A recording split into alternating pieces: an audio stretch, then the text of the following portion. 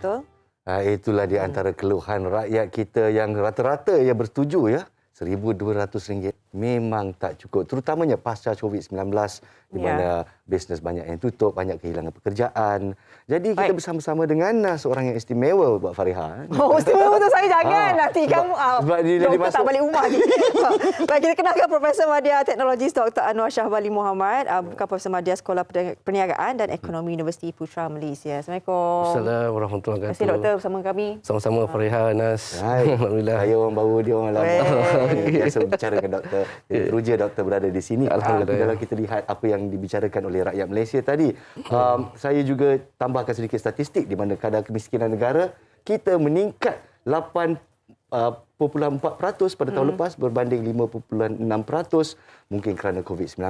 Jadi di sini adakah doktor berpendapat kadar kenaikan gaji ini dapat orang kata menyimbang semua atau okeylah, mungkin kita mulakan dengan metodologi atau aspek yang digunakan sebagai penanda aras untuk menentukan kadar gaji minimum. Apa penanda aras dia? Okey, Nas, kalau kita soroti semula apa yang berlaku dalam konteks COVID-19 ini, Fariha, kita dapati bahawa aspek yang paling penting perlu diberikan pertimbangan dalam konteks rakyat. Saya sebenarnya merujuk dari hari ini saya terima terlalu banyak SMS, message dan WhatsApp menyatakan bahawa tolong doktor bawa ni, tolong doktor bawa ni, menunjukkan bahawa inilah luahan hati rakyat. Sebagaimana dalam video tadi ramai, saya tak pernah lagi Fariha dapat mesej sebanyak ni.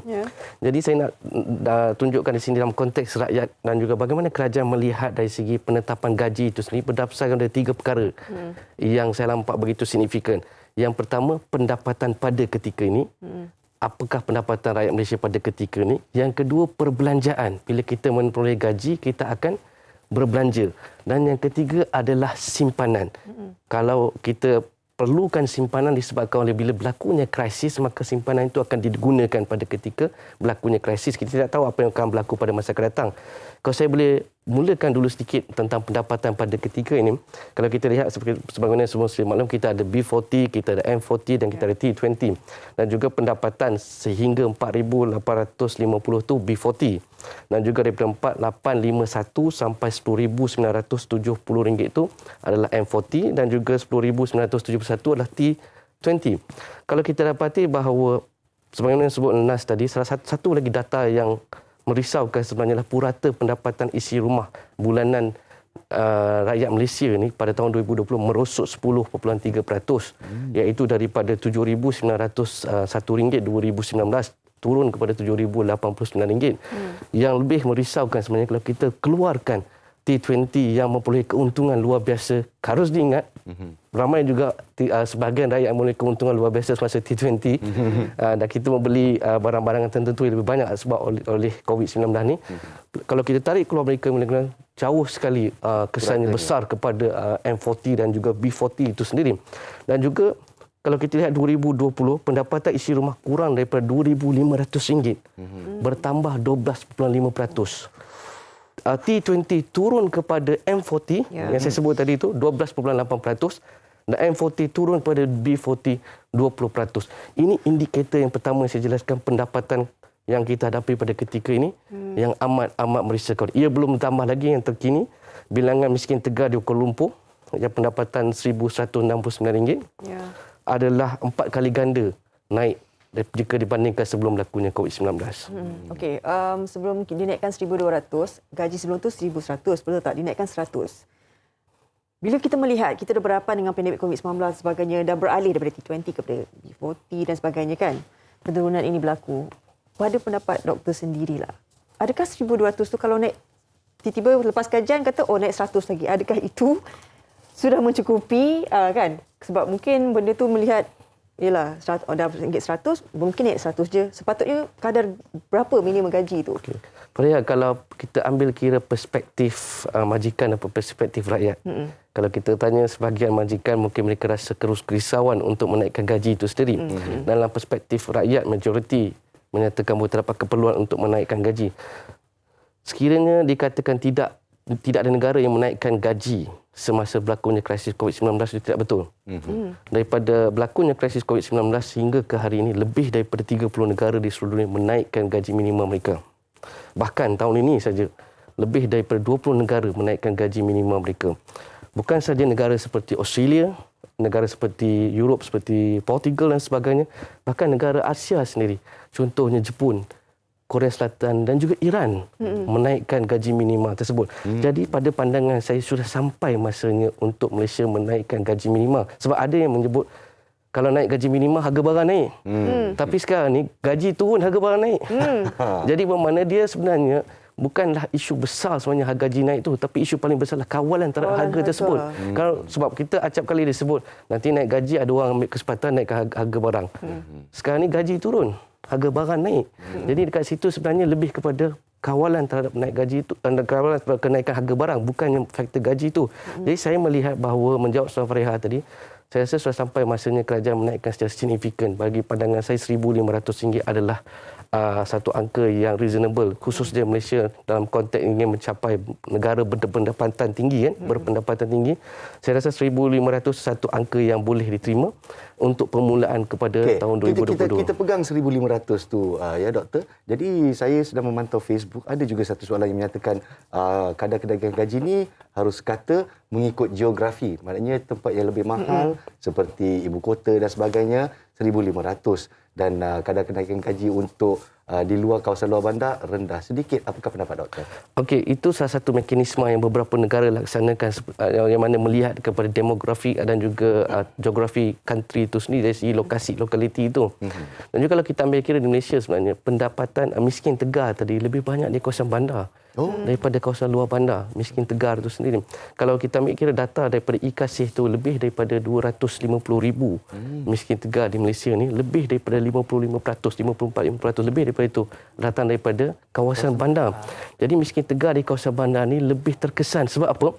Di kawasan luar bandar sebahagian yang miskin tetapi mereka telah mempunyai rumah di kampung, telah mempunyai fasilitas sebagainya. Di kawasan bandar sebahagian miskin tegar ni terpaksa menyewa dan sebagainya.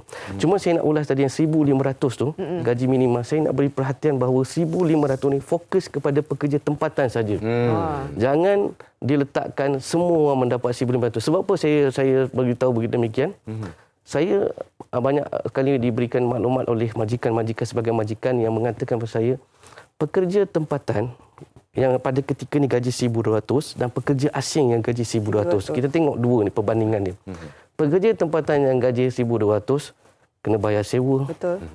Nak ke pejabat kena bayar makan. Mungkin sebahagiannya separuh daripada bulan dah habis 1,200 sebab tolak lagi dan sebagainya. Kita ambil kira pekerja asing 1,200. Rumah disediakan oleh majikan, makanan disediakan oleh majikan. Mereka ada baki dekat RM1,900, RM1,000. Dan apa yang berlaku, sekiranya pekerja tempatan mulai duit itu akan berputar daripada ekonomi dalam negara kita. Tatkala duit itu beralih kepada pekerja asing, dia hantar balik. Hantar ke negara dia dan kita kehilangan tersebut. Jadi saya nak emphasize 1,500 ni untuk pekerja tempatan. Supaya dan juga ada yang mengatakan bahawa nanti ramailah majikan akan mengambil pekerja asing sebab pekerja tempatan lebih tinggi dari segi gaji minima. Kerajaan boleh meletakkan satu kota dan juga peratusan paling tinggi yang boleh diambil oleh pekerja asing agar pekerja tempatan itu dijamin walaupun berlaku kenaikan gaji minima 1,500. Kalau kita naikkan 1,500 pekerja tempatan dan pekerja asing, bermakna tambahan RM300 yang diberikan pekerja asing itu bakal beralih ke negara masing-masing.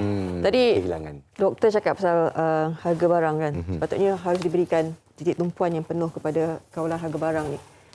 Mungkinlah harapan doktor lah dalam kajian mereka masih lagi melakukan kajian ni, apa yang harus dipertimbangkan dan diberikan keutamaan macam harga barang ni. Kalau kita lihat sebenarnya pertama ni saya sebenarnya ada beberapa cadangan. Sebenarnya pertama gaji minimum RM1,500 tu. Yang keduanya kita kena lihat sebenarnya dari segi pembelanjaan tadi saya sebut tu barang makin naik dan juga gaji makin turun tapi survivalnya sebab ada moratorium. Boleh menafas. Betul. Dan juga sebahagian rakyat Malaysia telah menerima SMS mengatakan bahawa moratorium akan tamat bulan ni dan sebahagian bulan depan. Apakah jadi bulan-bulan mendatang selepas moratorium ditarik?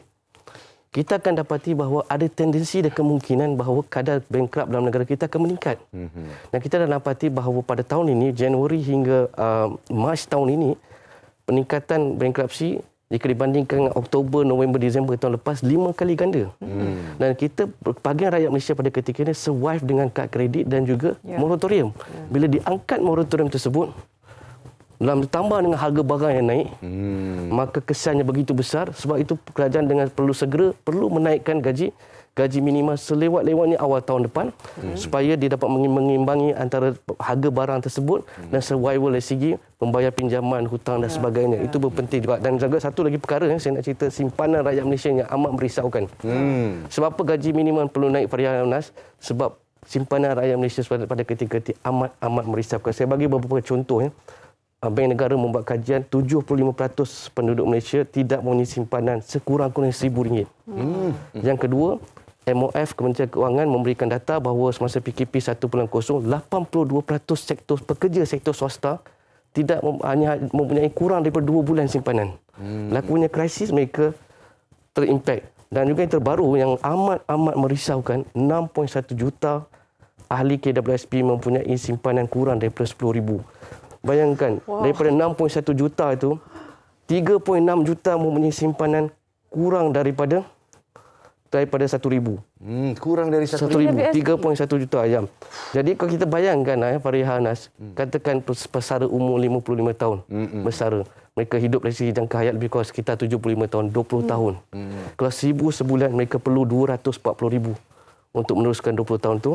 Kalau RM2,000 sebulan, RM480,000. Baki tadi tinggal bawah RM10,000 dengan bawah RM1,000. Ini menyebabkan pekerja Malaysia terpaksa bekerja lebih masa, lebih daripada tempoh persaraan. Namun, bila dinaikkan gaji minimum itu sedikit sebanyak ia membantu. Semestinya penanganan COVID-19 ni akan dirasai 5-6 tahun lagi ya, bila kita cerita tentang productivity dan juga earning power of Malaysians setakat ini. Jadi apa yang kita lihat setakat ini sangat membimbangkan. Kita nak ucapkan tinggi-tinggi terima kasih kepada Profesor Madya Teknologis Dr. Anwar Shah Bali Mohamad dari Universiti Putra Malaysia. Banyak yang saya belajar hari ini. Fariha yang dah marah-marah pun ada reda sikit. Tak, saya masih tak boleh move on angka tadi tu. Ya, KWSP simpanan kurang daripada RM1,000 dan sebagainya. Itu sangat menakutkan, membimbangkan, menakutkan sebagainya. Kita sarankan bahawa kerajaan rakyat Malaysia harus mempertimbangkan kenaikan kadar gaji minimal ke RM1,500 insya-Allah. Moga ada berita gembira melalui kajian yang mereka sedang lakukan nanti. Kelak, terima kasih sekali lagi Profesor Madya Teknologis Dr. Anwar Shah Badi Mohamad merupakan Profesor Madya Sekolah Perniagaan dan Ekonomi Universiti Putra Malaysia.